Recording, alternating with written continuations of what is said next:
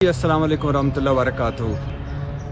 कल आपने एक तस्वीर देखी होगी, नवाज शरीफ साहब इटली के शहर मिलान में के एक रेस्टोरेंट में थे। मिलान आपको पता है कि चॉकलेट्स का घर है, फैशन का घर है और कपड़ों का घर है। तो नवाज शरीफ साहब आपको पता है 5 यूरोपीय मुल्कों के 10 रोज़ा दौरे पे निकले हुए हैं। मुझे कोई एतराज़ नहीं है कि वो दौरा कर रहे हैं, कि अपनी फैमिली के साथ हैं, उनको दौरा करने का, फिरने का, सैर करने का हक़ हासिल है।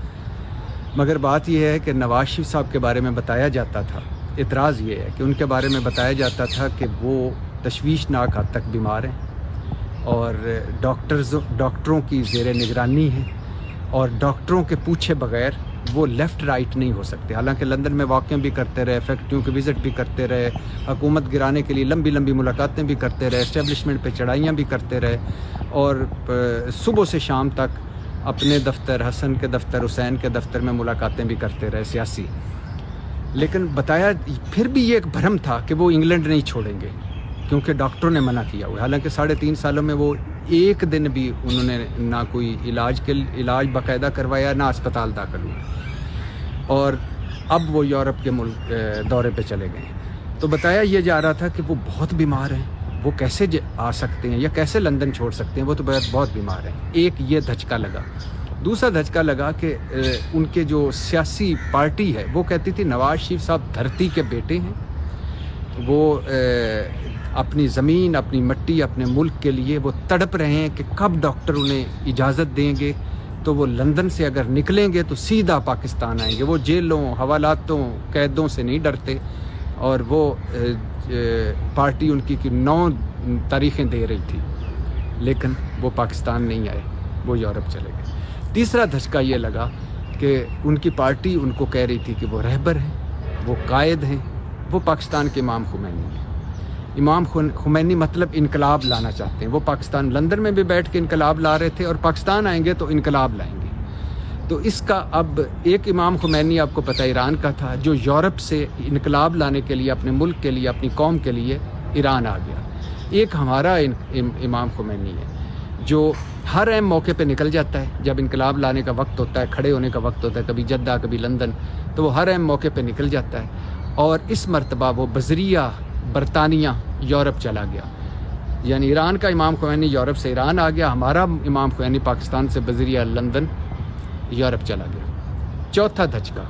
चौथा धचका ये लगा कि नवाज शरीफ साहब जो हमारी अदालतों के और हमारी हुकूमत के मुश्तरका कोशिशों के बाद 50 रुपये के स्टाम्प पेपर पर और भाई की गारंटी पर लंदन चले गए, तो वो इस वक्त अदालतों के मफरूर भी हैं, मुजरम भी हैं। वो यूरोप गए हैं, कोई अदालत नहीं बोली, कोई हमारी किसी की अखलाकियात नहीं जागी, किसी सिवाय तरीके इंसाफ के। उनको भी वो इसलिए गिना जा रहा है कि ये जो सियासी मुखालफत कर रहे हैं, जल रहे हैं कि वो सैर करने जा रहे हैं, किसी बंदे ने कोई आवाज़ नहीं है।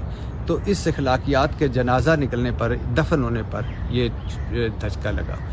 5वां धचका ये लगा कि नवाज शरीफ साहब जो हम समझते थे कि नवाज शरीफ, मियाँ मोहम्मद नवाज शरीफ जब इस मुल्क के लिए, इस कौम के लिए, सारों के लिए बड़ा दर्द रखते हैं और वो खैर से इस पाकिस्तान में रहने के लिए वो तड़प रहे होंगे, वापस आना चाह रहे होंगे, लेकिन नहीं। वो जब मुशर्रफ का मार्शल लगा तो वो जद्दा चले गए।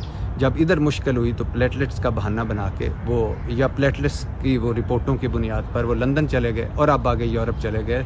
तो इस मुल्क, इस जमहूरियत, इस कौम, इस अखलाकियात, इस आइन और इस कानून को वो क्या मजाक समझते हैं या बनाना रिपब्लिक समझते हैं या एक जूते की नोक पे लिखते हैं, खैर ये भी उन्होंने इस मरतबा एक मरतबा फिर साबित कर दिया।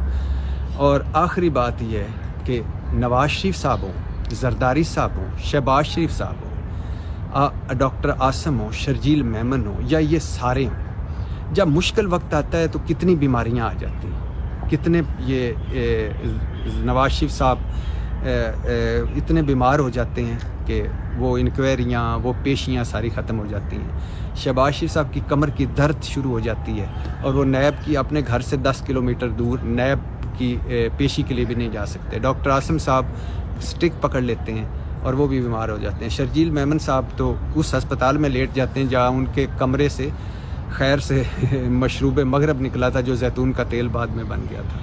اور ہمارے زرداری صاحب جو وہ اسلام آباد میں ہو کر وہ نہیں آتے نیب کی پیشی یا کسی پیشی پہ کیونکہ بیمار ہوتے ہیں. لیکن جو ہی اقتدار آتا ہے وقت اچھا آتا ہے.